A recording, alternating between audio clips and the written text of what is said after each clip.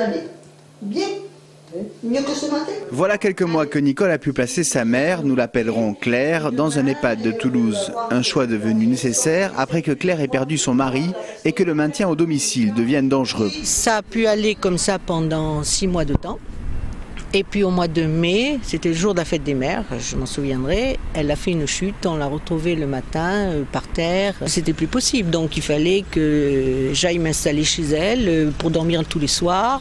Et laisser de côté une bonne partie de son existence. Il a fallu 4 mois pour qu'elle trouve une place dans l'établissement d'hébergement pour personnes âgées dépendantes des Fontaines.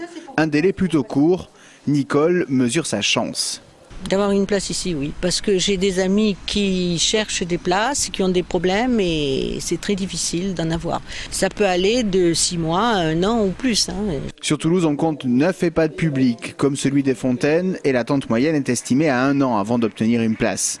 Pour Pierre Izard, qui gère les EHPAD publics du département, c'est le reflet d'un manque criant en capacité d'accueil. Je lance un cri d'alarme parce qu'aujourd'hui, il n'y a plus de crédit d'État pour penser à l'ouverture de maisons de retraite dans l'agglomération toulousaine, prioritairement, où nous en avons besoin, mais aussi dans tout le département. Nous avons aujourd'hui 4 projets qui ont été acceptés et qui ne peuvent pas se construire parce qu'il n'y a pas les crédits d'accompagnement de l'État. Ces crédits sont gérés par l'Agence régionale de santé. Ici, si l'on ne nie pas les difficultés pour trouver une place en EHPAD, on souligne aussi que la priorité n'est pas forcément dans la création de nouveaux établissements. Les représentants des usagers nous disent que la priorité, ça reste de rester à domicile le plus longtemps possible. C'est pas pour faire des économies.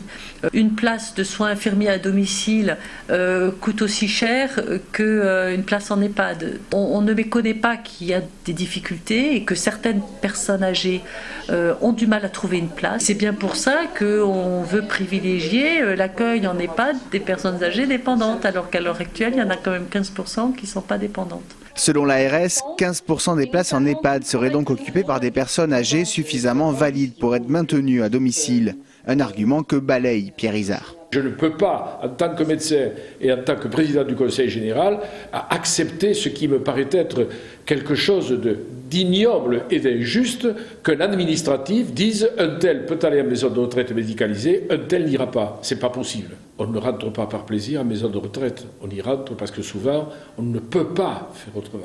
D'ici 2030, selon l'INSEE, les plus de 60 ans représenteront un quart de la population garonnaise. C'est 90% de plus qu'en 2005.